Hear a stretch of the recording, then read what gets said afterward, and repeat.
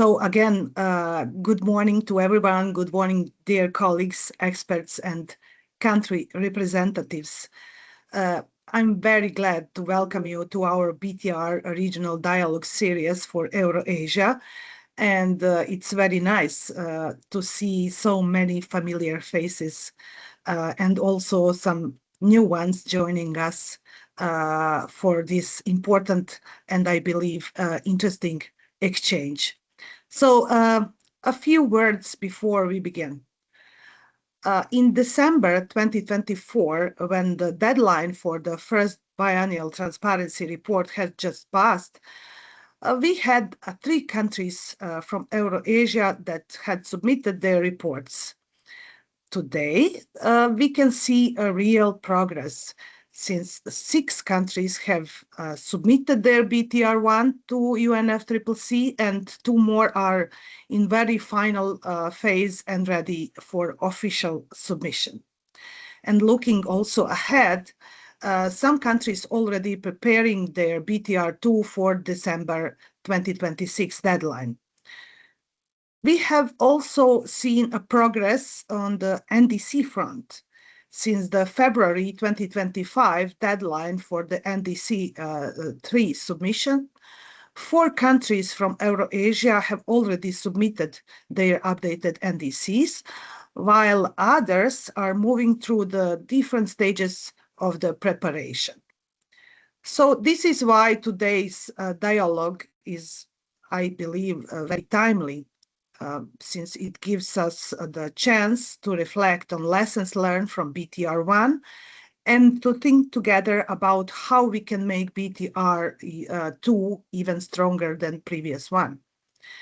So this need actually was clearly raised by countries in our annual network meeting, and also through individual consultations with the country representatives. And I'm very glad that we are taking it forward now. The BTR process, as you all know, was a learning journey for all of us. We had to get familiar with the MPGs, which require more detailed and comprehensive information than previous UNEP CCC reports, including both mitigation and adaptation sections. Now, in this second BTR cycle in front of us, we are moving from the basics that we already learned to more specific issues or issues that will make our reports clearer, more transparent, and more useful for the global stocktake and strengthening the global response to the climate change. To support countries in preparing their first BTRs in the context NDC reporting, the CBGSP has organized numerous trainings and workshops, and these included an initial training before deadlines for BTR submission that we had in Almaty, then where we went through all common tabular formats or CTFs and analyzed and provided some reporting suggestions based on the MPGs. Other activities related to NDCs were like MLP or Mutual Learning Program workshops, where several countries from our region, Moldova, Türkiye, Serbia and Georgia, together with colleagues from Central Asia and Caucasus and Japan, through several iterations, practiced reporting information in CTFs using their own national data rather than some generic examples. In addition, CBGSP has supported many countries through quality review of BTRs, including their NDC chapters, helping the countries to refine and improve their reports. The CBGSP also has engaged directly with some national teams from our region on one-to-one basis to provide tailored support for reporting their NDCs. Today, our focus is on NDC tracking and reporting, which is, we all know, one of the most demanding and complex areas within the BTR framework. So over the 2 days, we will have 2 linked sessions. Today, we will look at NDC information reported in BTR1, highlight specific issues and share suggestions for improvement. While tomorrow, we will explore connections, links between NDC preparation and BTR reporting and how reporting has helped to clarify NDC indicators, targets set, and other processes during the preparation. So today, I'm especially pleased to welcome our speakers from UNEP Copenhagen Climate Center, my dear colleagues Freya and Fernando, and also national experts from Moldova, Türkiye, Georgia, and Bosnia and Herzegovina that during these 2 days will share their experiences and insights in reporting NDC progress. The objective of this NDC dialogue is simple and also very important, to exchange knowledge, lessons learned, practical experiences among experts from the Eurasia Climate Transparency Network. And by reflecting on challenges, solutions, and innovations from the first cycle of the BTR, we aim to strengthen our collective understanding and improve quality and consistency of NDC reporting and ensure more timely and transparent submissions to UNEP CCC.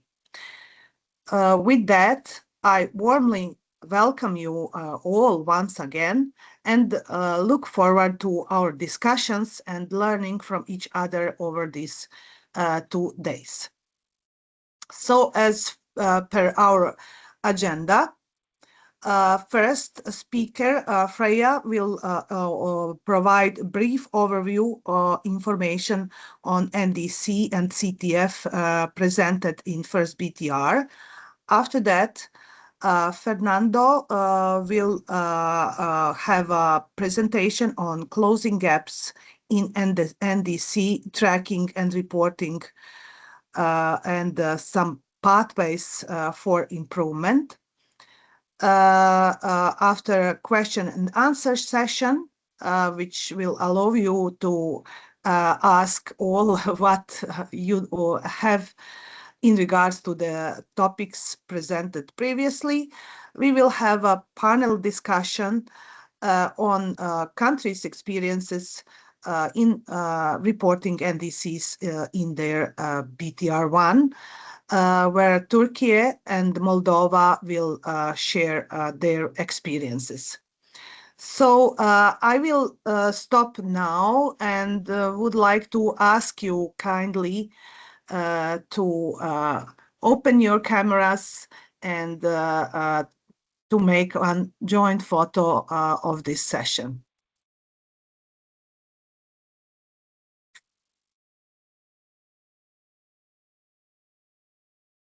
Thank you, thank you.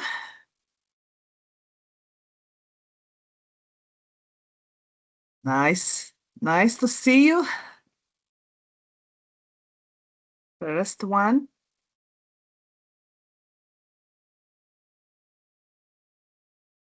Okay, one more.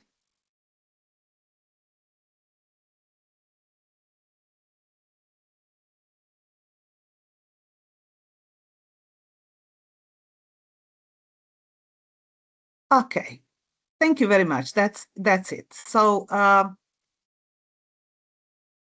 let's go with our first presentation. Our first presenter is my colleague, as I said, Freya Melford. So Freya, floor is yours. Thanks, Dejana. You can hear me okay, right? Yes, yes. Thanks, Lejana, for the opening remarks, and good morning, everyone. It's great to see so many of you on the call this morning. As Lejana said, my name is Freya Milford, and I work closely with Lejana under the Eurasia Network under the CBIT GSB. And as Lejana said, today I'm going to just be starting this session by sharing just a quick overview of how countries reported on the tracking progress in implementing and achieving their NDC, so the NDC component of the BTR in the first BTRs submitted. So we're just going to look a little bit about going through some of the main components, how they each approached, how these different components were approached, some maybe of the global trends, and then looking at some of the key challenges that have been identified to date. So I just want to highlight, just to start off, I know Slajana spoke a little bit about how the Eurasia network, there's now 6 BTRs submitted by the network, but overall there's actually around 130 BTRs which have been submitted from both developed and developing country parties to date.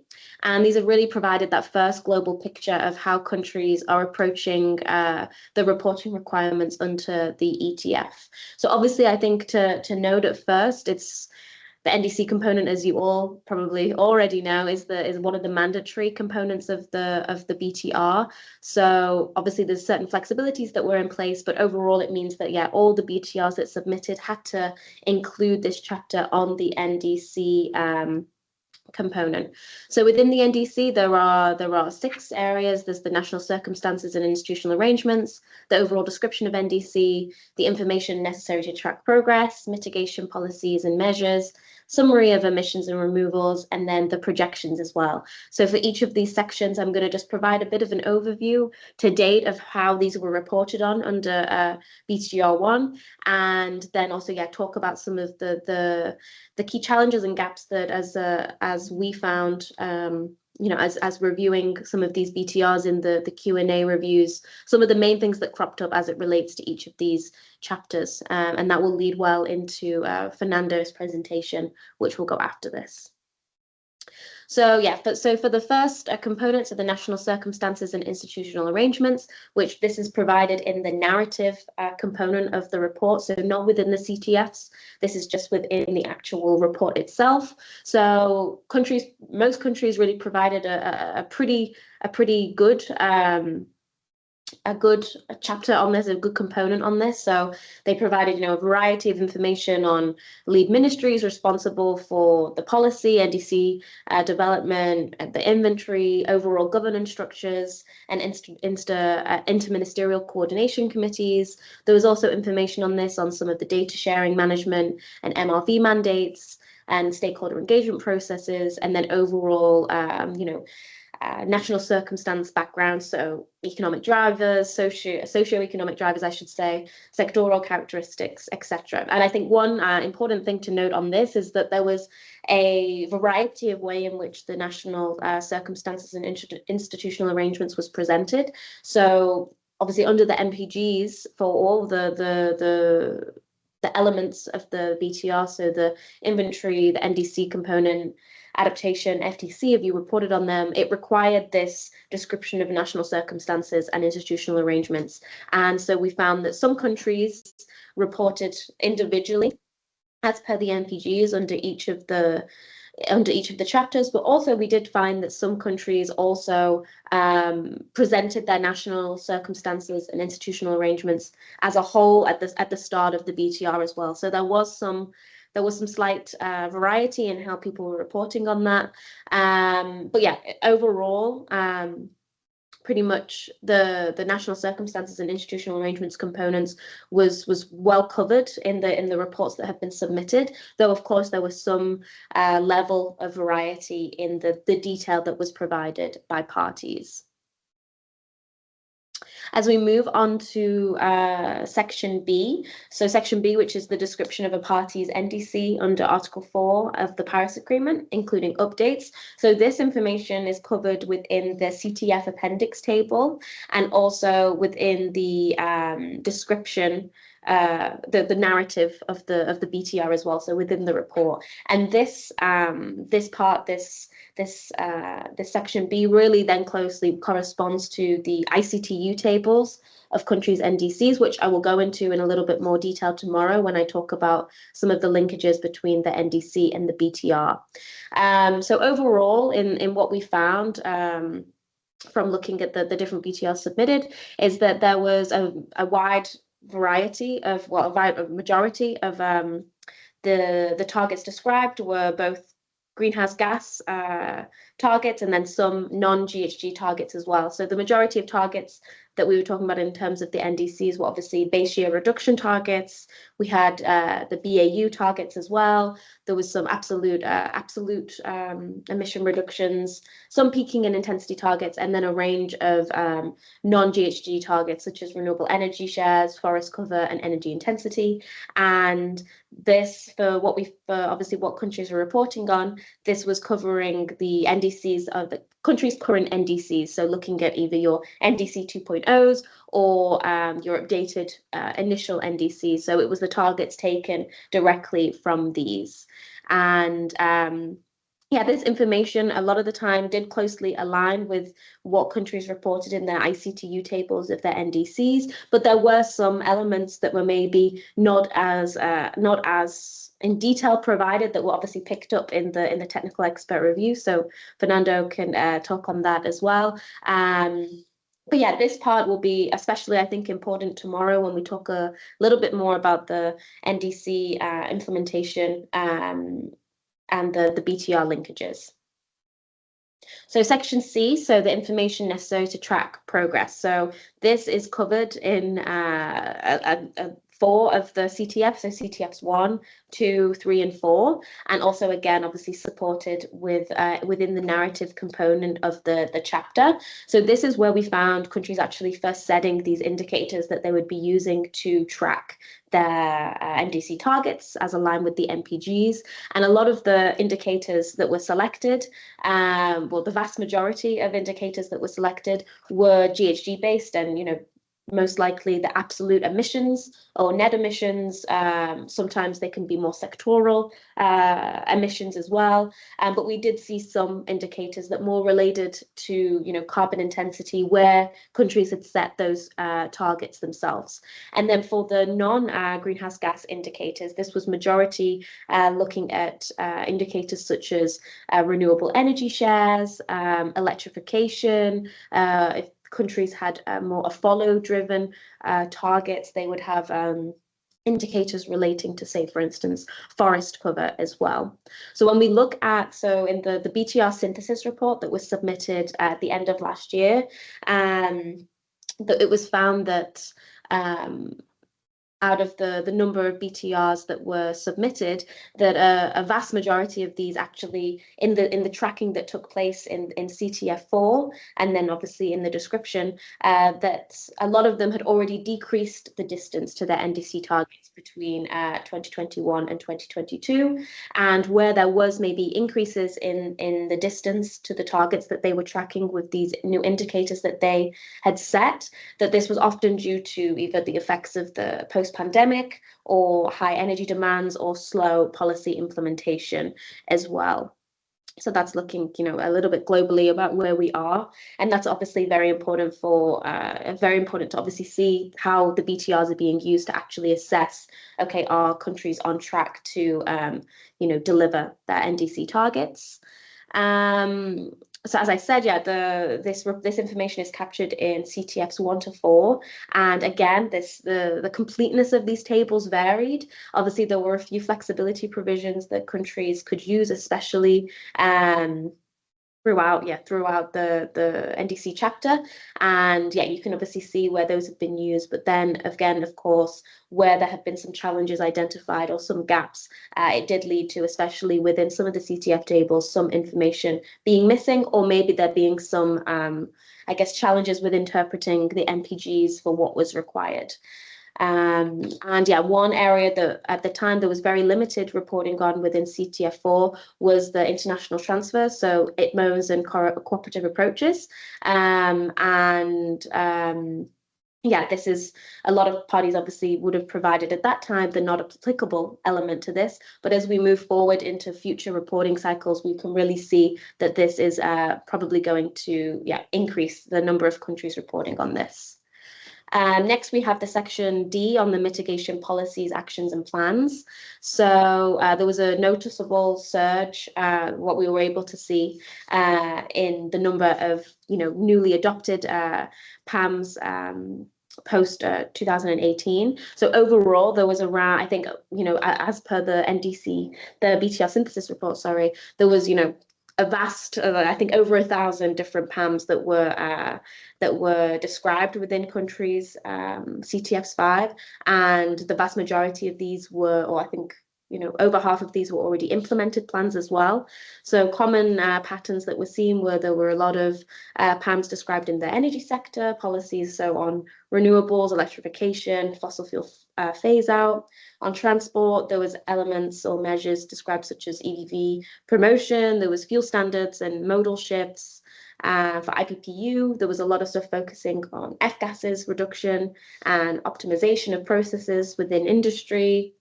Within agriculture, mainly focused on policies, actions and measures focused on methane and soil carbon. And then for LULUCF, there was policies obviously relating to afforestation, REDD+, and a lot of restoration projects as well.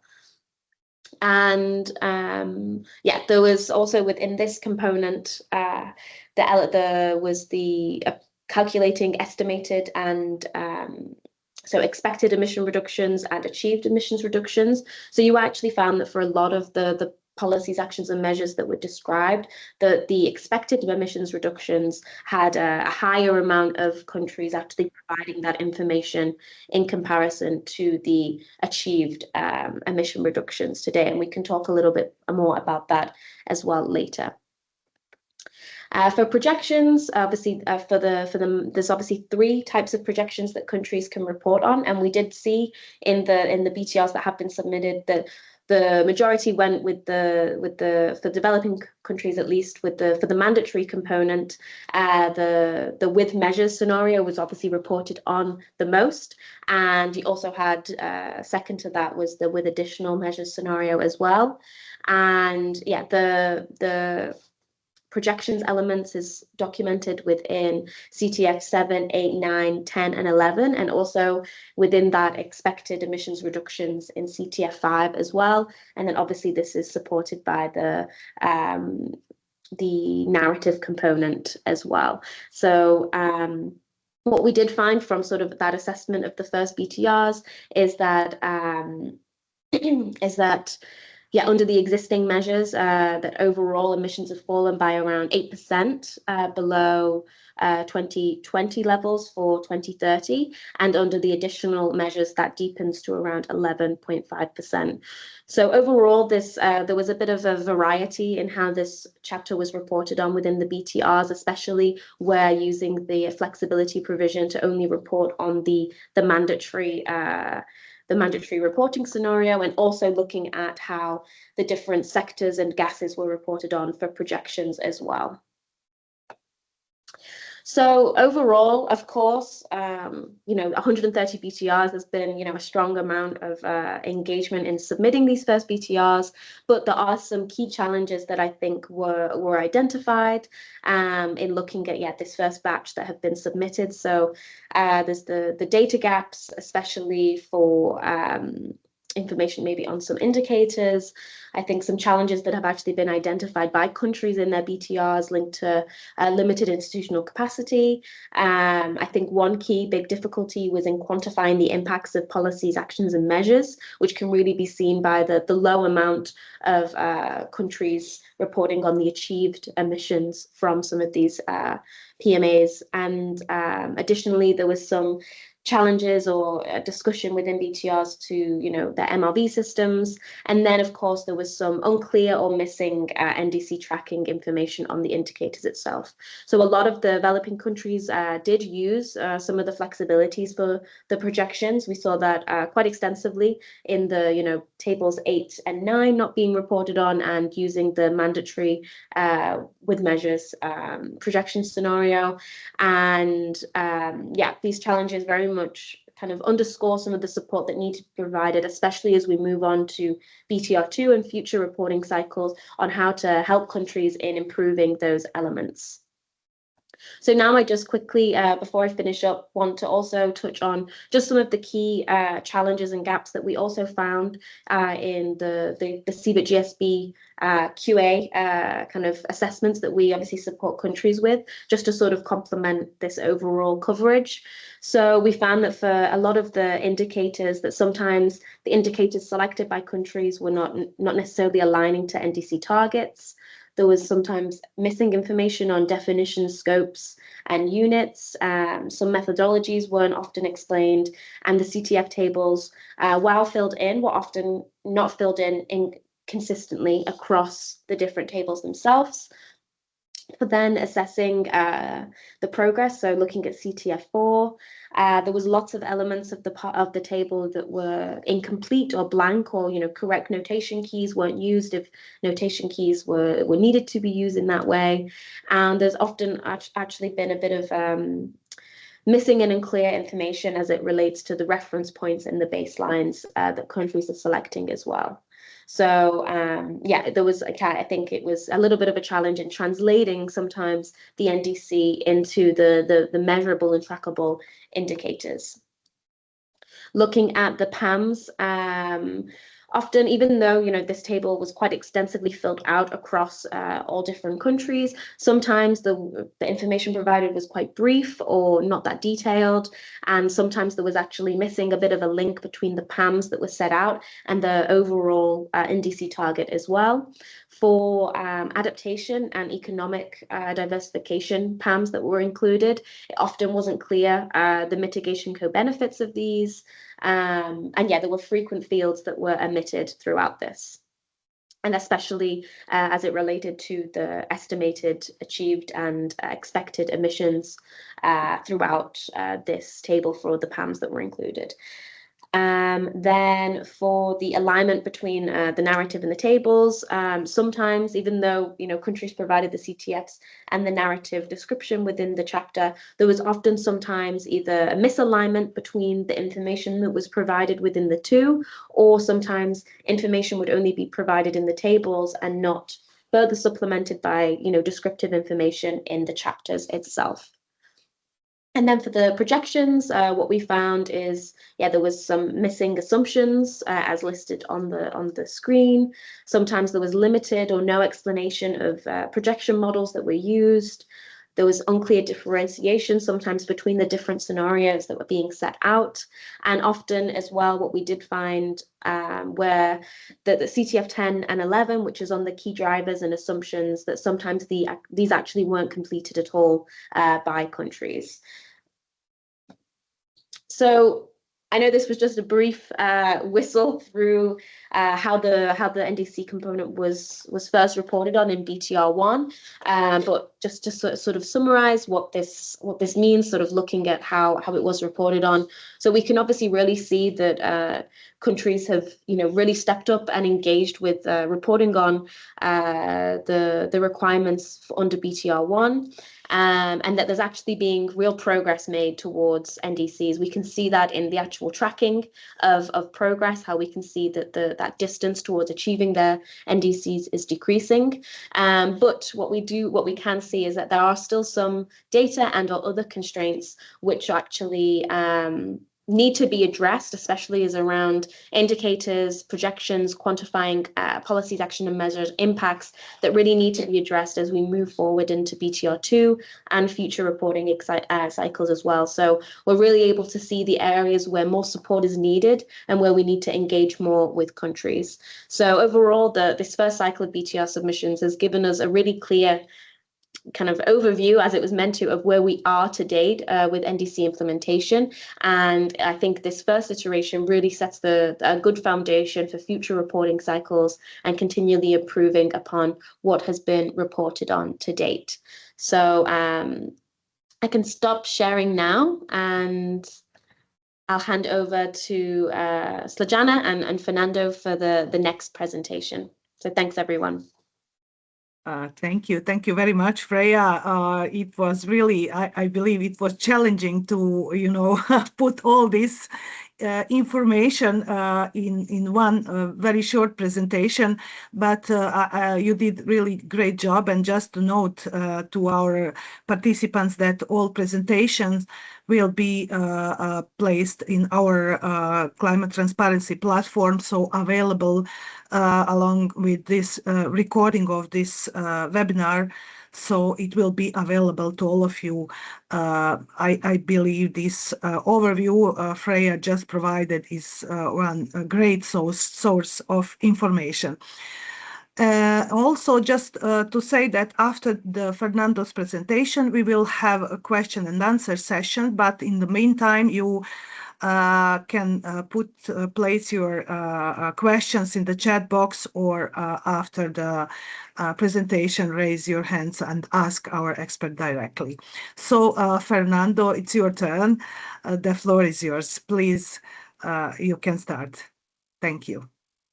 Thank you to you, Snježana, and good morning, colleagues. In continuation with the previous presentation from my colleague Freya, I'm presenting you a summary assessment with some conclusions included in the technical expert review report, particularly for technical expert review reports conducted to BTR1s of developing countries. This report is the final report with the conclusions and recommendations of the technical expert review team visiting the countries in order to conduct these reviews of BTR. The focus is in the section of areas of improvement included in the technical expert review report. So I grouped the compiled issues included in the areas of improvement in two main areas: general issues and specific contents. And in the case of general issues, I identify 6 general issues to comment with you. These are the lack of internal consistency in the information of the NDC chapter and with the Common Tabular Format tables. Second is the lack of consistency between the data presented in the inventory chapter and the data presented in the NDC tracking chapter, and some missing notation keys in tables with empty cells. So remember that when we are reporting and we have a lack of information, we need to use a notation key to clarify why the information is not available. The other 3 general issues that were identified in the reports by the technical experts was the inadequate use of flexibility, because either countries didn't report they were using flexibility, misinterpret how flexibility need to be applied, or they didn't include what are the steps for stops using flexibility. The other element that the reports noted is the insufficient information on ITMOS. And although in BTR1, ITMOS was not a big element, but in some cases the information tried to be reported, but it wasn't very successful. And finally, and that's more from the side of the countries, countries informed that they had problems with using the UNEP CCC software reporting tools, and that was hampering the proper reporting from their side. In the case of what I call the specific contents. The technical expert review has a specific section, including specific comments, and these are divided into 7 tables, addressing different topics related with NDC tracking. As you can see in the slide, it covers national circumstances and institutional arrangements, the description of the NDC, the tracking progress of the NDC. The table 11 is the table that has comments on the PAMs, the mitigation policies and measures.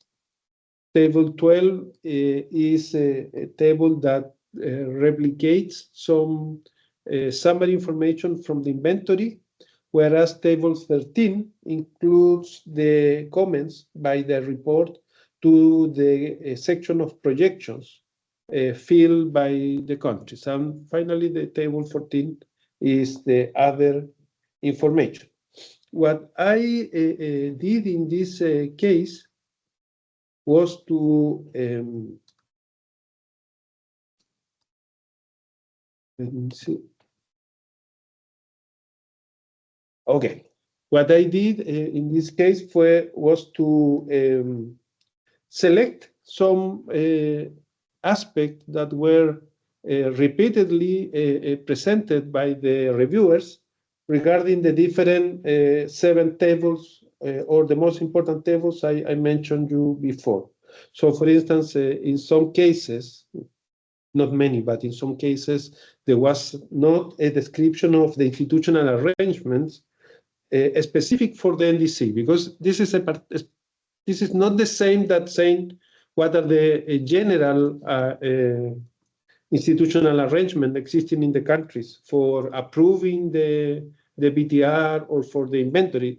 They must be focused into how the country has institutional arrangements for NDC tracking. Okay, and this is an element that some countries oversaw and consider like a general institutional arrangement, which was not the case.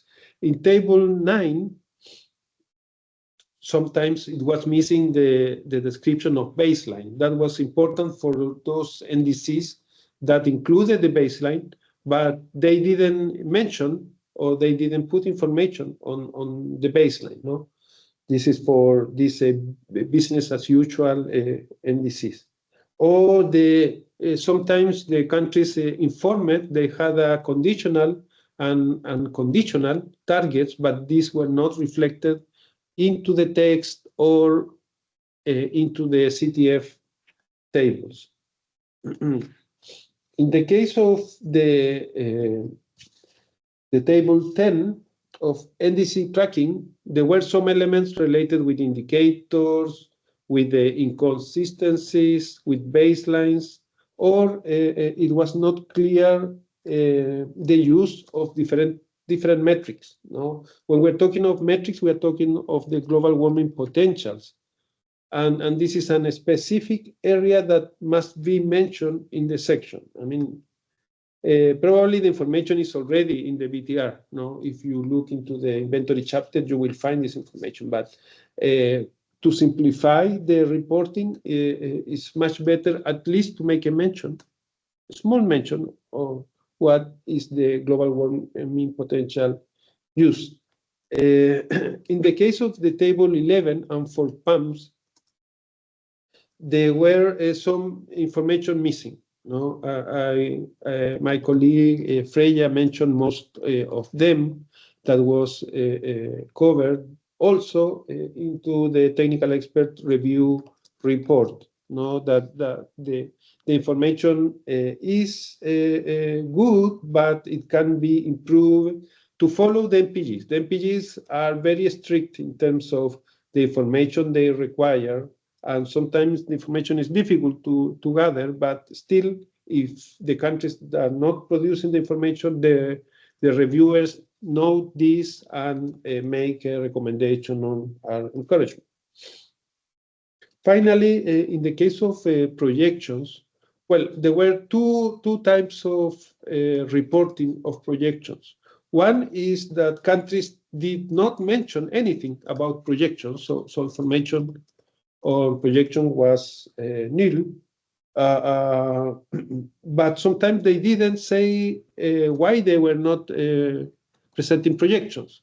Presenting projections is a matter of flexibility, no? But if countries don't present projections, at least they can inform that they are using their flexibility. The other type of comments received with projection was in the case of countries that presented incomplete projections. No? And what I mentioned for incomplete projections, that if countries are presenting information on projections, then the reviewers need to take the full paragraph 94 to 102 and check if the information is available or not. No, so sometimes countries are opening a big door by presenting very limited information on projections, but without explaining why the rest of the information is not available. Now I would like to move to some final conclusions and ideas for improvement in reporting. That was my colleague Slayana asked me to present particularly these ideas for you. No, these are our ideas from CBGSP. They are not part of the technical expert review report. Usually the reports tend to say this is the problem or this is the area of improvement, but they don't make recommendations on how to pass these problems. So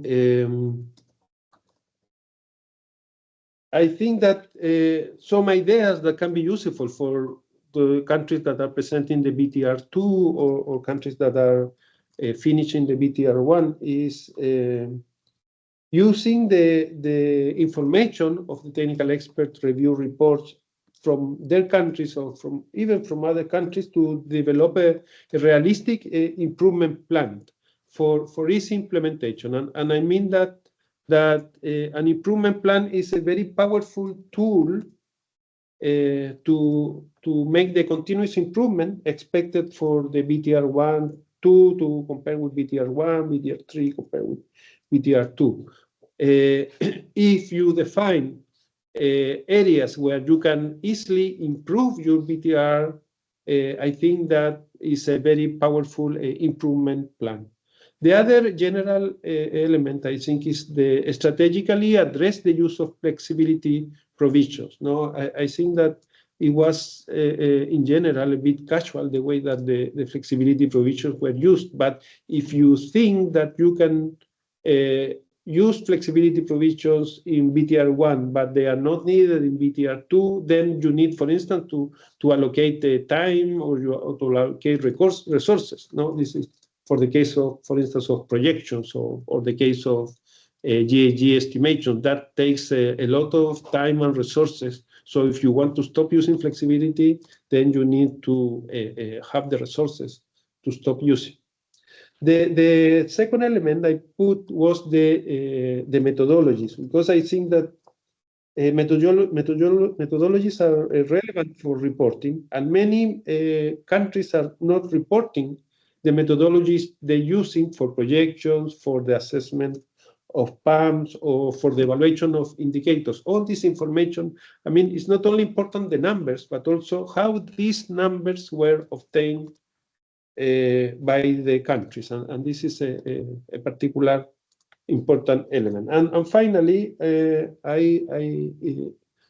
I'm proposing some ideas for improvement related with consistency of data and results, and in that case will be develop what is called a QA/QC plan for NDC tracking and reporting. This should be in line with the existing QA/QC plan for the inventory. This is not part of the MPGs. No, the MPGs are only requiring a QA/QC plan for the inventory. But I think that if you create a QA/QC plan for NDC tracking, which shouldn't be that different, and very similar to the QA/QC from inventory, you can improve many consistency problems that we had the opportunity to identify regarding the data and the results. And the other is to try to use projects like a CBIT projects or ICAT project to try to develop MRV system that can be useful for the reporting of the BTRs. In the case of indicators and NDC tracking, we had the opportunity to see some cases where very complicated indicators were used. Actually, most of the countries used indicators that are more general, and I think this is the way forward. Try to not overcomplicate in the case of indicators. In the case of the data availability and the deadline, several countries commented informally that they were so busy with finishing on the deadline of the end of December with the BTR1 that they made mistakes and because the information was not consistent, or they didn't have all the data, but they didn't report. I think that it's a good thing to consider that although you can finish your BTR and present it in December, if you are missing some information, you can present it later. And this is not a problem, okay? Provided that you give this information 8 weeks before the start of the technical expert review, UNEP CCC is still receiving information of the country. So some countries had for instance, they didn't have the CTF tables ready, but they submitted 1 month later. That's possible. No, that's not a problem. This shouldn't stop countries to present the BTR or the national inventory document. And the last comment has to do with ITMOS. ITMOS has become like a hot issue, and there are many initiatives that are working on ITMOS. So my recommendation will be countries to use these opportunities and engage into projects of Article 6 and try to use the information in these projects to fill correctly the results they need to present in the BTR. And that closes my presentation and goes back to you, Diana. Thank you very much, Fernando. It was very interesting to hear some insights from the TER reports, areas for improvement, which sounds simply, but I know for countries they are not very simple. But at least we know where to focus on, and I believe that country representatives recognized their reports in some of these information, insights, and recommendations. But now there is a session for your questions and answers of the experts, and I see that Hakan already has a question. So please, Hakan, ask your question. Thanks, Priya and Fernando, for their fruitful presentation. I would like to add a point to Fernando's presentation regarding the areas of improvement. We have observed that some developing countries are not fully aware of the how to apply flexibility provisions in their reports, and there is no concrete template provided in the MPGs actually. On the other hand, the MPGs are scheduled to be revised by 2028. From Türkiye's perspective, we note that the MPGs should be updated based on the review reports and countries' experiences. Therefore, these kind of challenges can be addressed through the revision of the MPGs. We and Secretariat also aware that it should be start the revising MPGs in SP sessions or during the COP31. Actually, I don't know. I want to add this point. Thank you. Thank you very much, Hakan. Fernando, do you have any comments on this? Yeah, well, Yes, I think that the idea when it was discussed, the issue of using flexibility is a good idea. I mean, it's useful for the countries to have the opportunity to have flexibility. But of course, if it is no clarity on how to use it, it can be a problem. No, but I think that keeping flexibility, especially for countries that have some challenges in information, is still something positive. Yeah, actually, you are right, Fernando. Just according to the country's feedback, some of the countries actually doesn't know how they use the flexibility provisions. So, when we check the MPGs, there is no concrete, there is no concrete template. Actually, just how countries use the flexibility provisions, and reviewer also doesn't know. Reviewer, me also reviewer, but there is no any common using template in terms of flexibilities and the other things, and these can be addressed through the revision of the MPGs. Actually, maybe third BTR. In third BTR submission, we can handle this kind of improvements. Yes, indeed. Thank you, Hakan, for this interesting exchange. Actually, Turkey is one of the, or maybe only one country from the region that went through the technical expert review process, while others like Serbia, Moldova, Georgia, I'm not sure for Georgia, but also some other countries are expecting or have already scheduled their technical expert reviews. So now I believe you know what to expect, since information from the technical expert report is like a basis for, provides basis for future improvements. So any other questions? I don't see any questions in the chat box. Please, if you have anything to ask now, is the moment to ask our experts, colleagues, and some other country representatives, of course, since this is like very comfortable and free exchange of experiences among the countries. But for now, maybe I have one question, or actually I have, not maybe. I know that Freya, you've been in Africa recently, and there was like a very interesting question raised about the question is very simple, but I believe that the explanation and discussion behind is not simple. And the question is, what NDC countries have to report in their BTRs?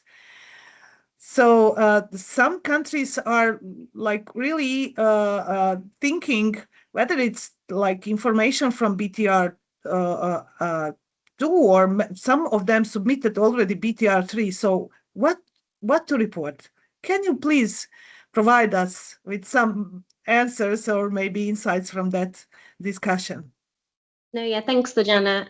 Yeah, you're right. We had a very long conversation about this at the Anglophone Africa regional meeting last week, and UNEP CCC were able to provide actually a really clear sort of answer to a very complex situation. And I will touch on this in a lot more detail tomorrow. I'll be able to provide this and set this out on some slides, but just to sort of quickly provide a bit of an overview. So yeah, what we're finding a lot at the moment is a lot of countries are confused as they're preparing now BTR 2, but last year they've submitted, say, NDC 3.0 or an updated NDC. There's a bit of confusion now on what NDC they should be tracking progress of. And I think it comes down to two very kind of important elements to consider. One is your implementation period of your NDC, And then also looking at the submissions that countries made last year, if a country submitted a new NDC as their NDC 3.0 or an updated NDC of their existing NDC. So I'll talk about it in sort of two veins. So the biggest thing that countries should be considering when they're assessing this is the implementation period of their NDC. So we're currently, if a BTR2, we are assessing progress up to it's years 2023, 2024. So from 2022 to 2024, those are the years that you are assessing progress of for BTR2. And so it means then that you need to be looking at which of your NDC's implementation periods falls within this 2023-2024 period to assess progress. So when you're looking then at your NDC, you should really pay attention to this implementation period, because that is what sort of ultimately drives what you're tracking within BTR2. So then the next element then to look at is then, well, then which of your NDCs has this implementation period. So if a country last year submitted an NDC 3.0 and it's a new NDC, so it's an NDC that covers 2031 through to 2035, then it means then that isn't an NDC that's currently in implementation. So what you need to be focusing on is the NDC that's currently under implementation, and that's the NDC that you're tracking progress of. So for countries who submitted a new NDC, that NDC you won't actually be tracking progress of until I think 2032, I think is when you wouldn't track. I think I've got the cycles right. I will have the actual year maybe tomorrow, but until 2032. So it means then that you're still focusing on tracking and assessing that progress of your current NDC, the NDC that is currently happening. And obviously you're making that assessment on every 2 years and sort of updating in table 4 the sort of the tracking of progress that has gone on. But what also was discussed was for countries who actually last year submitted an updated NDC. So there is a slight nuance and a difference between that. It means that they have taken their existing NDC and simply revised or updated it and extended the implementation period of that current NDC up to 2035 as well. So when that's the case, it means that they have their NDC, which they previously would have had from the year before, and they also have just an updated version of this with a prolonged timeline for 2035. So you have 2 almost active, let's say, NDCs, even though one is updated. And in this case, there's a little bit less of a clear answer, I would say. The UNFCCC really advises that it's still up to the country's discretion on which. If for BTR2, they still wish to track progress of up to 2030, up to the original pre-revised, pre-updated NDC, they are happy to do that. But if they want to update all the information that is within the CTFs and also the tracking that has been done, etc., because they now have this updated NDC, that's now the same NDC, but it's now to 2035, then of course they can do that as well. But it is up to the country to obviously make that decision as for BTR2 specifically. Obviously, that's what we're looking hopefully for countries to submit this year. So I think the first answer is a little bit more clear. And again, I can touch on this a little bit more tomorrow. But so far, that is the advice that UNFCCC has given from this discussion that we had. And yeah, for sure, we can touch on this again tomorrow, but I hope what I at least said here was clear, Snejana. And yeah, for me, the 2 main things to think about is implementation period, and for the countries that submitted NDCs last year, updated or new NDCs, whether it is a new NDC or whether it is an updated version of your current NDC. So yeah, I hope that was clear. Yes, yes, Freya, thank you very much. It's more clear now, but for sure, if some countries maybe will think about that by tomorrow, also they can ask you if they have some specific questions in that regard. So maybe they will be more ready for that discussion tomorrow. So I believe that also some countries will ask you for a direct answer on their specific case. So it's on us to see how this discussion will develop further. So thank you very much. Thank you, Freya. Thank you, Fernando. Now, as per our agenda, I don't see any more questions, but now we will continue with the country panel discussion. There's a hand raised. I see now hand raised. Mr. Hassan, please, you have raised your hand. You can unmute your mic and ask your question. You are very much welcome, please. Hi, good afternoon. Good afternoon, good day. Thank you for your presentations. I have a question for Fernando, actually, regarding the ITMOS. Can you elaborate the ITMOS a little bit more, and you have any solid experience regarding the review or any country that reported ITMOS in their BTRs? Can you also give examples on that? Thank you. Oh, okay. Yeah, ITMOS, as I mentioned, it was not a hot issue on BTR ones, although some countries have started reporting ITMOS. And in the case of examples, I found that the BTR of Japan talks about ITMOS, the BTR of Thailand talk about ITMOS.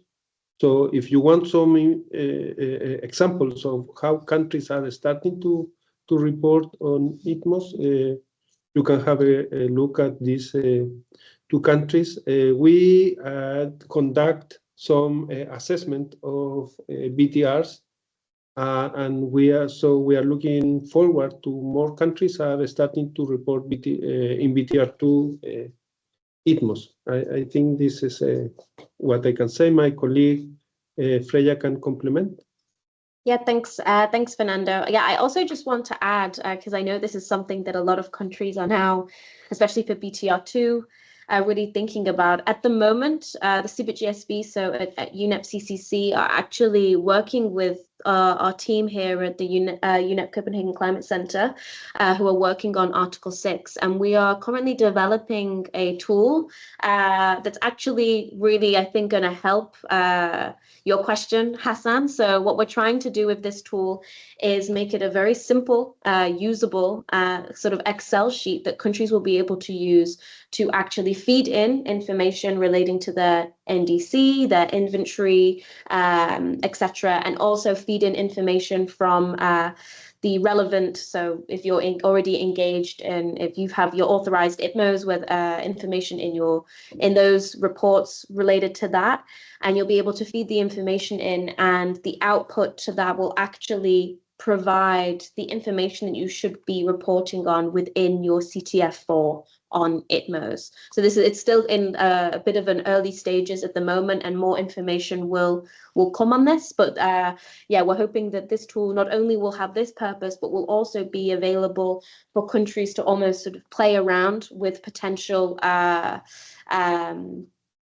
ITMOs, or potentially, becoming engaged with other countries to sort of figure out using these different cooperative approaches, whether or not they'd be able to meet their NDC. So yeah, that's also coming in the next few months, hopefully. So that also hopefully will be there to assist countries. And yeah, if any countries are maybe interested in learning more about this or hearing more, then please, yeah, let me know, by email or in the chat, and we can also, hopefully talk to some countries about piloting or disseminating this in hopefully some coming months as well. But yeah, there'll be more information on that sent to you all within the coming months for sure. But just to let you know that is coming. Thank you. Thank you very much. Any other questions, Hakan? I have just a comment to Freya and Fernando, because last year secretaries started to give training in terms of the how review the ITMOS Article 6, and probably in this after the second BTR cycle we will have concrete examples in terms of the how review how ITMOS can review, and that's it. Thank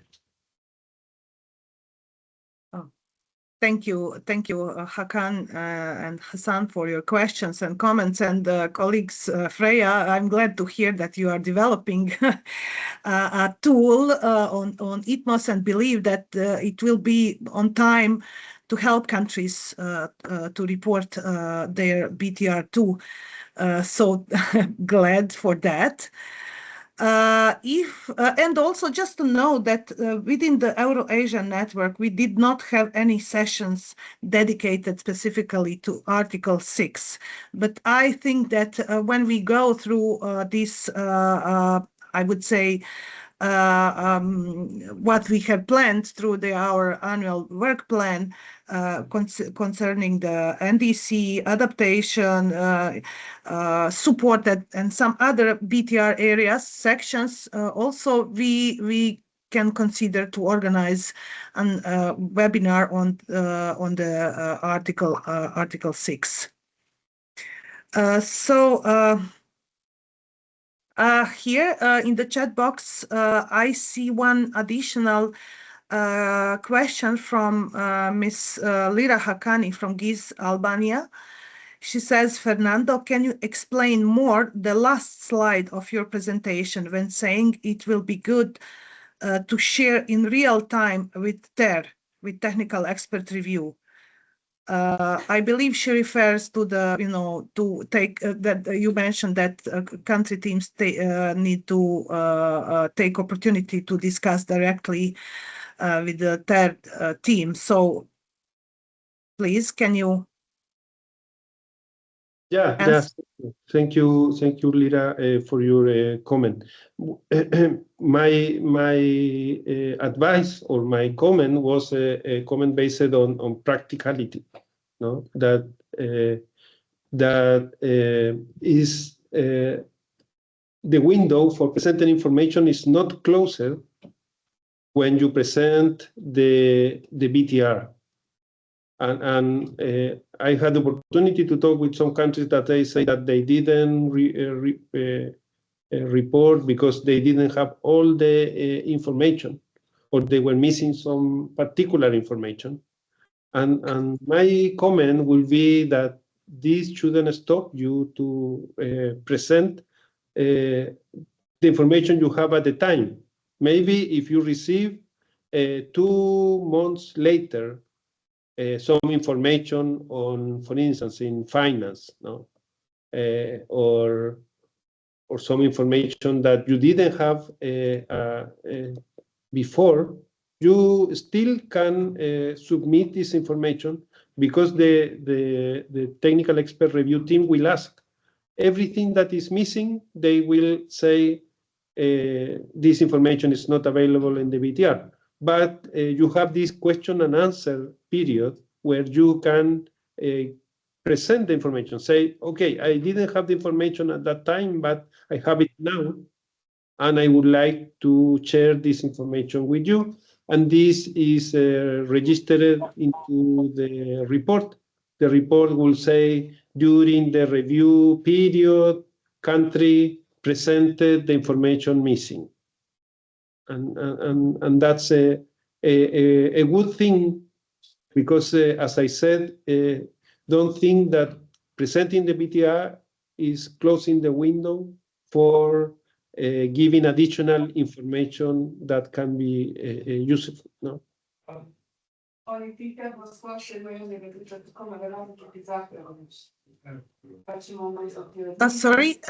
is that the question, or just we hear noise from your office? Okay. I don't see any additional questions. Thank you, Lira, for question. Thank you, colleagues, from your answers and explanations.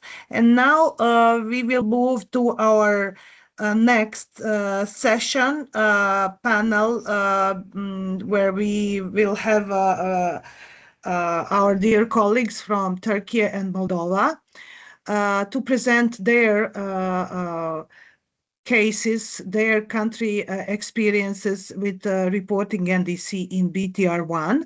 So I'm really glad today to welcome colleagues from Turkey, Melih Firat Ayaz and Mr. Hakan Aydogan from Climate Change Directorate from Turkey, and also Mr. Marius Taranu, Senior Climate Analyst from Public Institution Environmental Projects National Implementation Office from Moldova. So I welcome you all, and maybe Hakan can start, or Turkey team can start first. So please, the floor is yours. Over to you, Hakan. Thank you, Slađana. Today we will share our experience in terms of NDC preparations under the BTR, but actually we split the speech as two parts with my colleague Melih. I will share a general outlook in terms of BTR, CTF and NDC preparations, but my colleague Melih will present NDC preparations with details. As Türkiye, we have many challenges during submitting both NDC and BTR. One of the main challenges we faced in our first BTR related to tracking NDC progress. In first BTR, we actually included a quite large number of indicators because we wanted to be as comprehensive as possible. We also included the adaptation-related indicator, but it should be very well reported since reviewer would like to review in detail. However, in practice, these made reporting quite challenging, collecting, verifying, and maintaining consistency across all these indicators required significant effort and coordination. So, in a way, having too many indicators created complexity rather than clarity. Based on these experiences, for the second BTR preparations, we are planning to simplify our approach and focus on a simple indicator for NDC tracking. This one is, of course, total GHG emissions, and we believe this will make the process more manageable, more transparent, more sustainable in the long term. Another important challenge was linking the policies and measures to actual emissions reductions. While we could report policies and measures, translating these into quantified mitigation outcomes wasn't always straightforward for us, especially due to the methodological gaps and data implementations. Because of this, we established a new model to overcome these challenges. My colleague gave details after me. We faced some challenges when working with the CTF tables, especially during the first reporting cycle. One of the main issues was that the CTF tables required quite detailed and structured information, particularly regarding the NDC modeling. This level of detail wasn't always readily available in a format that could be directly transferred into the tables. Because of this, we really realized how critical it is to apply strong QA/QC procedures. Ensuring consistency, accuracy, and completeness across all reported data is essential, especially when dealing with the model-based information. Another important lesson was the need to have a solid understanding of the NDC modeling itself. Without a clear grasp of model assumptions, inputs, and outputs, it becomes very difficult to correctly reflect the information in the CTF tables. We also learned that the outputs and underlying data used in the modeling need to be carefully translated into the CTF structure. It's not just about having the model results, but about presenting them in a way that is fully aligned with the reporting requirements. So our key suggestion to other countries would be invest time in understanding your NDC model, establish strong QA/QC process, and make sure that your modeling data is well organized and compatible with the CTF tables from the beginning. In our experience, one of the most critical elements for effective NDC reporting and modeling is strong institutional coordination. It's especially important to work closely with the institutions that are responsible for developing and implementing mitigation-related policies. Each institution has its own set of policies, and action, and these need to be clearly understood and reflected within the NDC framework. At the same time, there is a need to ensure that these policies are aligned with the mitigation priorities. In other words, policies should not only exist, but they should also contribute meaningfully to emission reductions. For more ambitious NDCs, this makes coordination even more important. Institutions need to work toward their common goals, and there must be a shared understanding of targets and priorities. And so strong communication and alignment across institutions are key in that regard. In Türkiye, one important mechanism that supports this coordination is the Climate Change Coordination Board. This board brings together relevant institutions and play a key role in facilitating interinstitutional dialogue, decision-making, and alignment on climate change policies.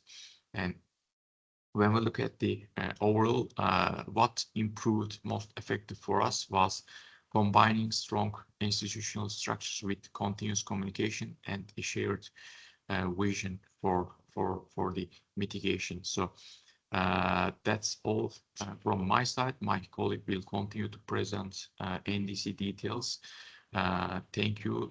If you have any questions after the old speech, I can reply. I can respond to all questions. Thank you. Thank you, Hakan. Melih, over to you. Yes, thank you very much. First of all, let me check if you can hear me well. Yes. Because my internet connection is not stable. So yeah, okay, thank you very much. So as Hakan actually gave information on our main challenges for the previous BTR process. So as Hakan also mentioned, and also Fireya and Fernando pointed out that many countries, Türkiye also struggled with certain aspects of the BTR, particularly quantified impacts of PAMs and maybe weak or irrelevant indicators for tracking, etc. So maybe I can focus more on the improvements we are making to basically overcome these issues, and I will focus on the NDC process a little bit more maybe. So in the recent years in Turkey, actually, we have achieved a unified policy ecosystem, so let's call it, where we managed to align policy documents at different scale, like a long-term policies with short-term policies and sectoral policies as well. And this is mostly done with using, identical parameters and variables maybe. And in actually climate policy making a landscape, this is more obvious, I would say. So we have a long-term climate strategy to set the long-term climate and as well as development goals, net zero goals, and overall sectoral strategies, in which actually we there is a strong link between climate policies and development goals, as we see these two to complement each other rather than conflicting. And then we have, of course, the NDC to set a short-term goal. For NDC projections, we use inputs from many other policy documents, including fiscal policy documents like medium-term program, 5-year development plans, And also we use sectoral action plans and roadmaps developed by the line ministries. So that we make sure these projections we build are relevant for the whole government and can produce results that are usable for other ministries as well. And finally, we have mitigation and adaptation action plans as the implementation tools or plans of the NDC. So these plans include very specific measures, quantified targets and indicators with hundreds of action items across more than 20 mitigation and adaptation sectors. So we recently developed an online monitoring system for both action plans. For each action item, the responsible institution basically enter the required data to the system, and then it generates graphics and reports with the required information for us. So I believe the results of this online monitoring system will be direct input for the BTR, as these action items are actually indicators for the measures we put in our BTR. So with this policy structure is basically a reciprocal structure where one policy loop feeds into other policy loop. So this is basically where we try to establish consistency between different policy documents at different scales, and of course the quality of the data and information and measures we use is another issue where we have been constantly working on, to improve our capacity. And this is going to be my second point, actually.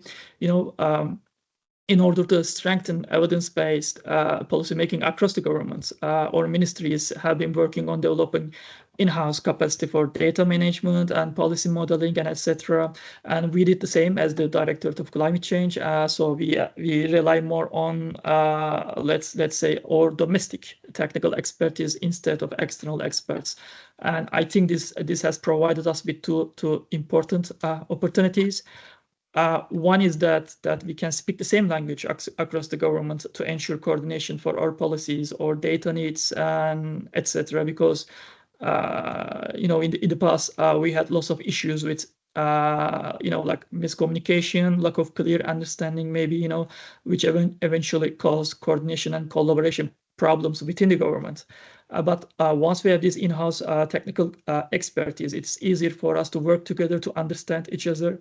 And this also ensures consistency among the data and information we share with each other, we use for different policy documents, so that these policies at different scales are also aligned. And another thing, of course, we are better and faster at producing the results we want to see. And I think this is highly important for us to play with different, let's say, policy tools that we were previously unable to see or even understand. And this, I think, broadens our vision or perspective regarding climate policymaking. And I believe this will be reflected on the BTRs as well, in terms of more accurate and transparent data and information sharing, and also for the points Freya and Fernando made, like a quantified impacts of PAMs and like more relevant and more quantified indicators, maybe easier to track indicators. And I think we are a little bit more flexible with providing the required data and information in that regard, as we have the right tools and expertise, let's say. And I guess these are the points I want to make. I can go deeper if you have any questions. And yeah, thank you very much. Thank you, Melih. It was very interesting to learn from you what challenges, issues you faced while reporting your NDC, and some solutions you applied, which I think they are great, and that you are going to the real good direction in that context. So some of the challenges you mentioned, like tracking NDC process, with a large number of the indicators, and as you said, you plan to reduce number of the indicators or simplify indicators for BTR2. Also, you had challenges with linking PAMs with actual emission reductions. some challenges with the CTF tables in order to like reflect reality or put reality in the tables and provide relevant information required by different tables. Also, what I have noted and what is missing among many countries is institutional coordination, and you stressed really that you all the time working in order to strengthen your institutional coordination by improvement policy framework, strategies, action plans, etc., but also what you have said, that you are enabled or manage to speak the same language, which is one really necessary when you want to coordinate and collaborate with your colleagues from other institutions. So it's necessary to speak about same issues when you are asking for information or providing some conclusions or information in your report. So thank you very much. It was very, very interesting and insightful to hear your experience. I don't see any questions in the chat box, neither hands raised. Do you? Maybe we can take one or two questions now, or after Moldova's presentation. Okay, we don't have now questions, but maybe there was a lot of information and people need to process a bit everything. So I would like to kindly ask Mr. Marius Tăranu from Moldova to explain, to provide information about their experiences when it comes to the NDC reporting in the BTR1. So Marius, over to you. Are you there? Can you hear us? Thank you, Snježana. Yes. So Welcome. I will start with some basic information. Moldova has submitted its NDC2 on 4th of March 2020. We have established in NDC2 an economy-wide, unconditional economy-wide emission reduction target. It's a net GNG emission reduction target as compared with the 1990 year. And that was minus 70% as compared with 1990. On 6th of May 2025, we have submitted the NDC3. In NDC3, we have two implementation periods. We have raised the ambition, which has been established in NDC2 for 2030 from minus 70 to minus 71%. And we have established a new emission reduction target, a net GNG emission reduction target for 2035, which is minus 75% as compared with 1990. So it's not enough to establish targets. You have to have instruments, legal instruments to achieve these targets. And in the case of the Republic of Moldova, we are working on establishing these targets into the national legislation. So first of all, in 2024, we have approved the law on climate actions, which established the long-term target of climate neutrality until 2050. In accordance with this law, we have to establish, or we have to develop and approve the long-term strategy, 2050. And we started already the work on its developing. In this strategy, we will show and reveal the pathway to climate neutrality in 2050. Now, when we have approved the NDC2 in 2020, we worked on establishing a program, and we approved in 2023, we approved the low emission developing program until 2030, which transposed the emission reduction targets from NDC2. Now, as we established in NDC3 a new, more ambitious emission reduction target until 2030, recently, we are working on revising the low emission development program, in which we will revise also the pumps, because in a low emission development program, we have, I'm trying to not be mistaken, but more than 96 pumps has been considered in low emission development program until 2030. So these pumps will be revised. in order to accommodate the new target, minus 71%. Just for your information, recently in 2024, we have already calculated the GNG emissions until 2024, and we are at this moment minus 69.6%. So our targets for 2030, it's minus 71, and we are on very good track. Now, about the institutional arrangements. So in 2018 already, Moldova has established a national system for monitoring and reporting GNG emissions and other climate-related information. In this, this regulation has been approved through a governmental decision. Since 2018, because it has been approved in December 2018, since that time we have revised this governmental decision twice.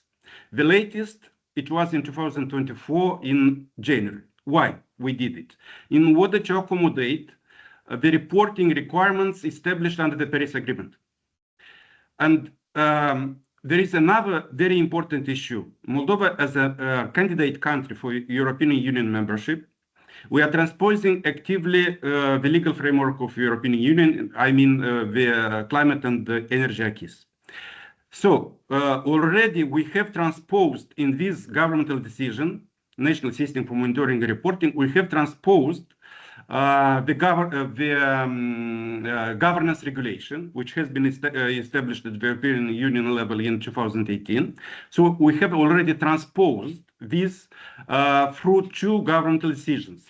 Governmental Decision 10, approved in 2024, and Governmental Decision 1277, which has initially been approved in 2018, but has been revised accordingly to transpose the governance regulation. So through these two legal instruments, we have transposed a lot of technical issues related to how NDC progress is tracking.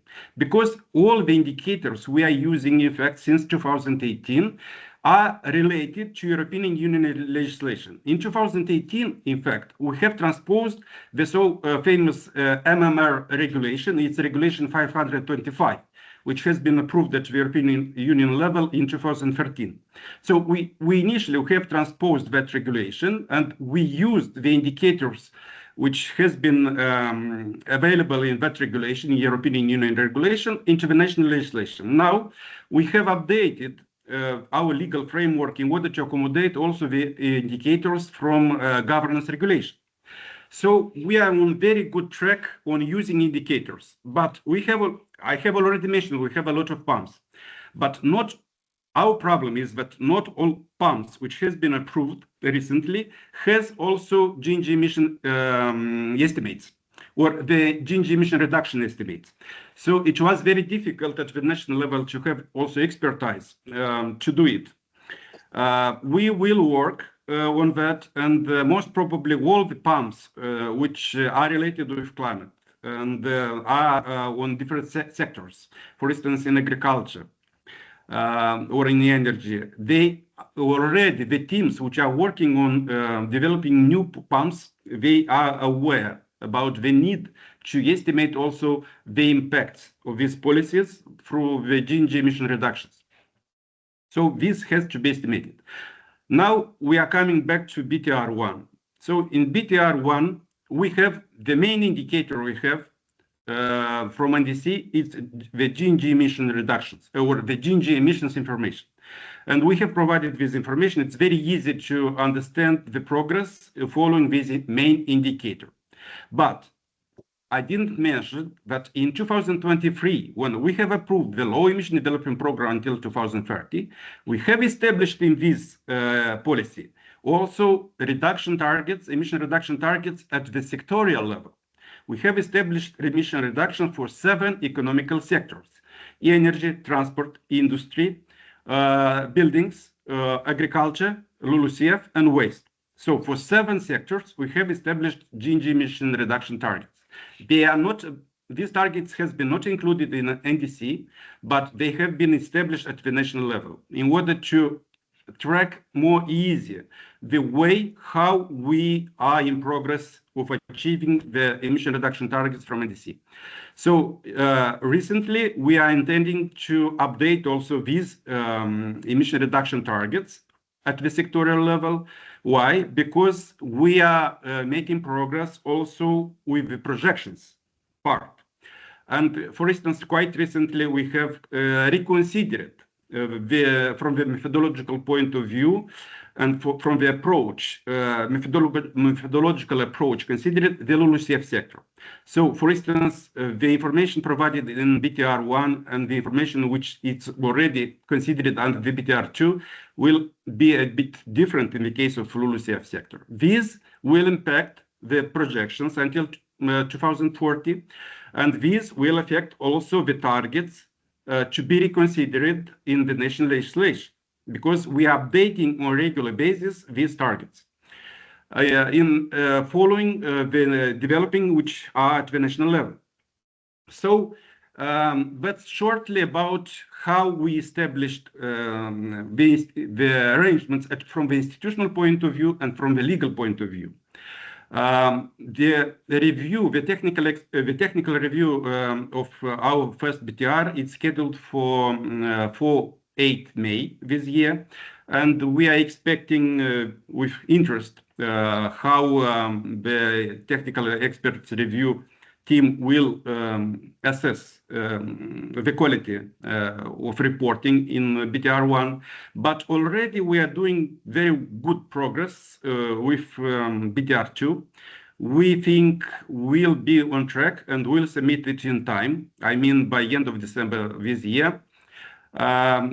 Which is also very interesting to mention is the fact that we have a very good training organized by CBIT GCP together with UNEP CCC and the European Environment Agency in December 2024. It was a bit late for us because the timeline for submitting BTR was the end of December, and we organized it in mid-December. That was one of the reason, for instance, for which we didn't submit our BTR in due time. We did it in January only, but the CTF tables has been submitted in April because we were not able, and we, from the technical point of view, we didn't have enough expertise to do it on the qualitative level. We were not very happy about which results we have, and we have tried multiple times to increase the quality of reporting in CRT and CTF tables. This time, in this cycle, we think the quality of our reporting will be much, much better. But shortly, what I would like to mention, in case you have questions, please, you're welcome. Thank you very much for your attention. Oh, thank you very much, Marius. It was also interesting to hear your experiences in reporting and tracking NDC and all improvements that you have made when we consider how we all started from very beginning, from very simple issues, analyzing BTR tables, etc. So it's interesting that I've captured from your discussion that you had a net GHG emission target in previous submitted NDCs, and in your NDC 3, which is great, you raised your ambition. Also, you have some improved legal instruments necessary or that will help you to achieve the targets you mentioned: climate change law, low emission development and climate strategy, also low emission and climate program, which is also refined to align your needs for NDC 3, where you have also revised your PAMs. Just a moment. I forget to mention the very important thing as well. Yes, in yes, 2024, in June, we have established the National Commission on Climate Change. This commission is under the auspices of the Prime Minister of the Republic of Moldova. And the members of this commission are not all ministers, but most of them. We have 16 ministers, and I think 12 are members of this commission. Unfortunately, this commission is not operationalized yet, but we are working on that, and we think this commission will have a very important role in monitoring and tracking the NDC progress as well. Because there is a regulation of the commission, and in this regulation it's very clearly stated that this commission has also the function to track how the country is achieving its long-term targets under the Paris Agreement. I'm sorry, I forget to mention it previously. Thank you very much for this additional information. I see that you are constantly progressing in improvement your legal and institutional arrangements to track and to report your NDC, but also some other sections within the BTR. You also mentioned some government decisions on MRV and on transposition of the legislation on EU, since you, as other countries of the Eurasia, are in the process of the accession to European Union. And yes, we are all aware of the pressure that you are struggling with to report and to prepare everything for European Union, but also in the same time to provide consistent and transparent information to the Framework Convention on Climate Change. So you are doing a really good job along with also other countries such as Türkiye, Georgia, Serbia, Montenegro also in that context, and in comparison to all other regions that CBGSP is working with. This Euro-Asian region is really specific on that accession road to EU, which actually requires additional efforts from institutions, from experts, to report on both sides, to prepare for EU, to align legislation, etc. But in the same time, to fulfill obligation of reporting to UNEP CCC. So thank you very much. I see also, I've heard that you mentioned that you have established reduction targets for sectoral, at sectoral level, if I remember good, on 8 sectors.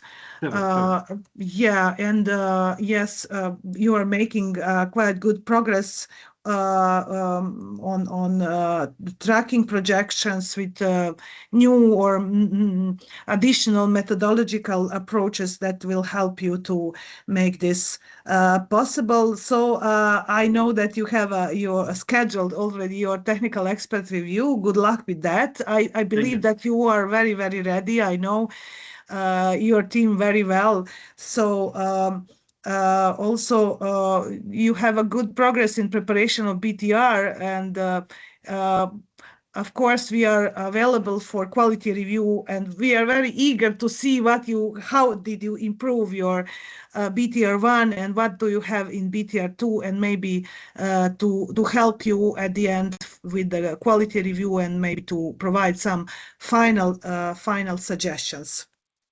Thank you very much, Marius.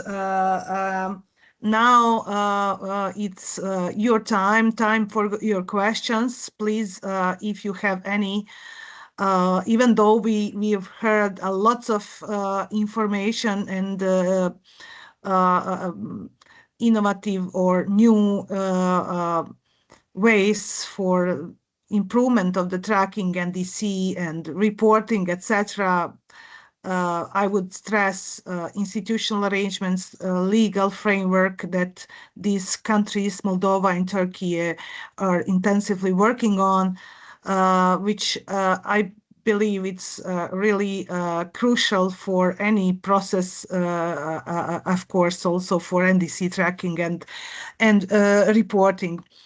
I don't see any questions so far. Maybe we can proceed with the, of course, you can think about materials presented by countries and by our experts and prepare your questions for tomorrow's session. But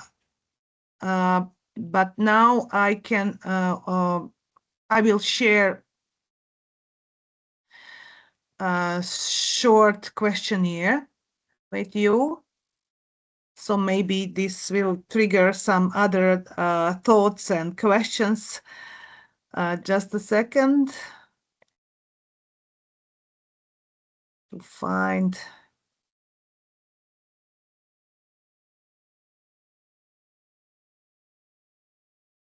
Can you see my screen with these instructions? Yeah, we can see it, Sljena. Okay, excellent. So you can scan this QR code to get into the Menti questionnaire, or just go to the website and type Menti to your browser and type menti.com and enter this code 87928746. So I will wait for a few seconds to allow you to get in. So I see already 6 people here. Just a few seconds more.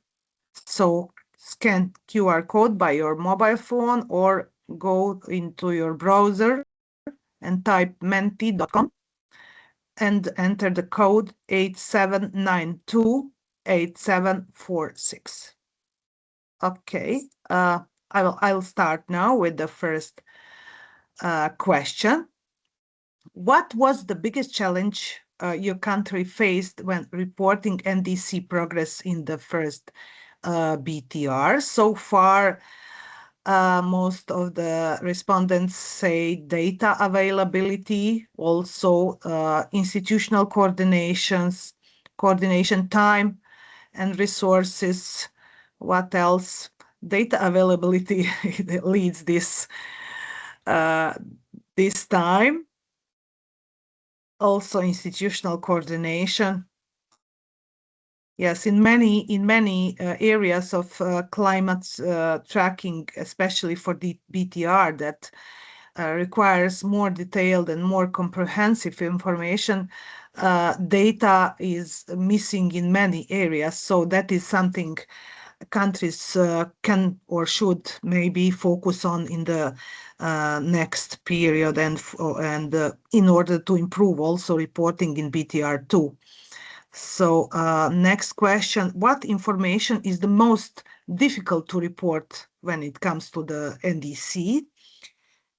So here are some options, like selecting clear and aligned indicators, assessing progress towards NDC targets, reporting policies and measures, projections, alignment between narrative and tables, and CTFs in general. So as I can see here from your answers, the most difficult to report is to assess progress toward NDC targets and to report policies and measures through the CTF 5. Thank you.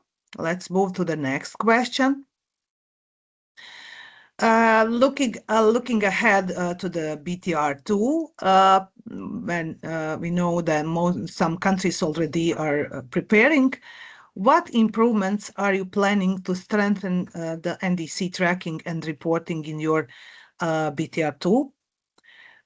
Okay, I see here some answers. Completeness of the CTF tables, of course. Report projections. Let's see, maybe some other countries will have some potential improvements.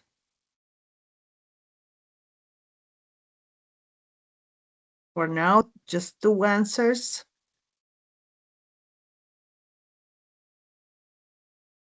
Okay. If that's it, fine. Okay, the projections will be more complete and detailed. Yes, again, projections. Thank you.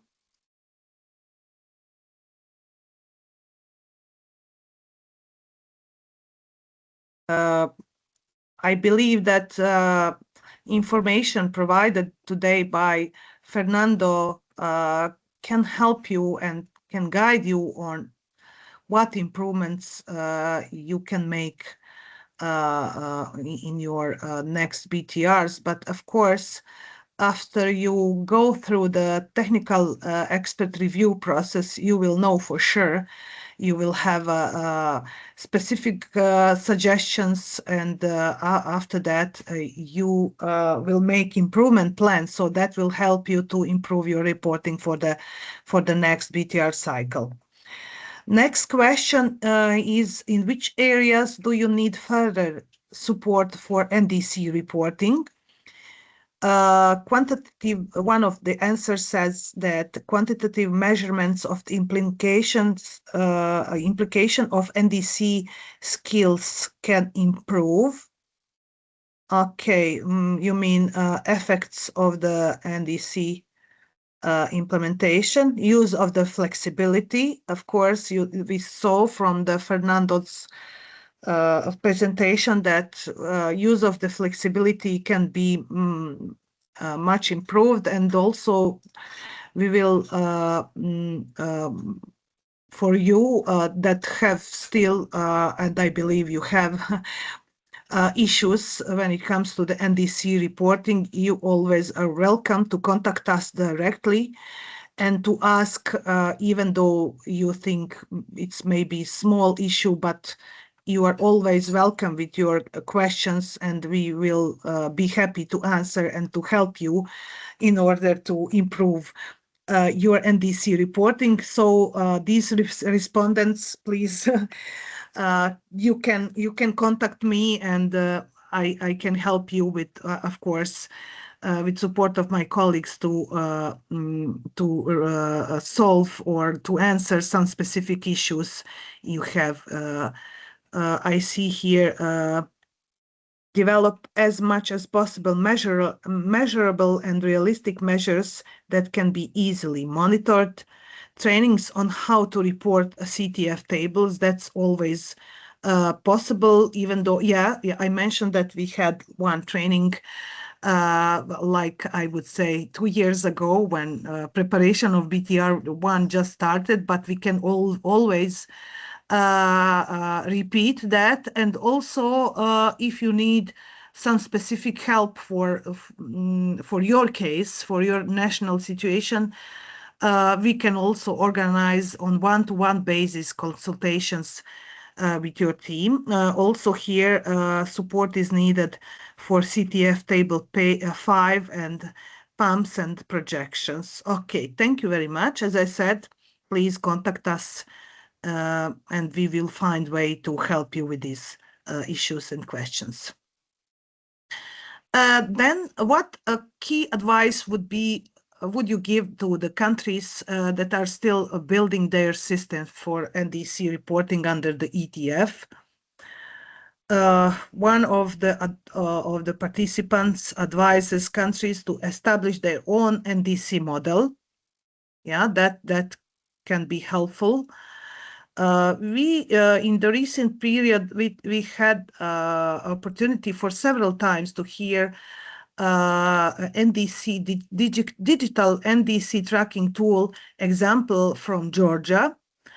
That is still actual, and if you maybe need this experience or maybe some others, we can help you to find a right model or example model that can help you to establish your own.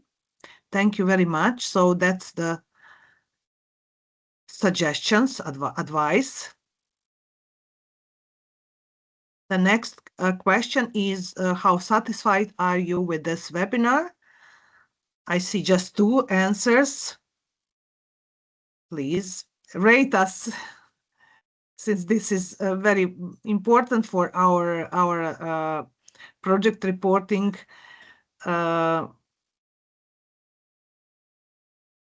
Okay, maybe some more answers.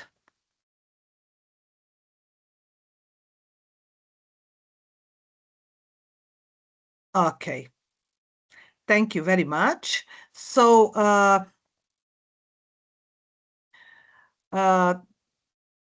tomorrow we will continue with this second topic, or very much related to this one today, but we will focus more on the linkages between NDC preparation and NDC reporting, to see how potentially NDC reporting through BTR has helped you in maybe clarify some issues when preparing your NDC, when setting up your targets, etc. So we are very much welcome you all again to join us tomorrow. Again, we will have Fernando and Freya, which will share the information and some theoretical, some practical information as of today. And also tomorrow we will have a great opportunity to hear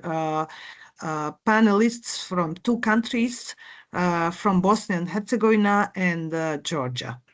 So any final thoughts or questions at the end? Okay, I don't see anything. Fernando, Freya, thank you very much for your great presentations, answers, discussion. Also colleagues from Türkiye and Moldova, thank you very much for always, not just today, but always sharing your experiences and willingness to help to others by showing your very good or great examples. So thank you very much to all, and looking forward to see you tomorrow at our second day.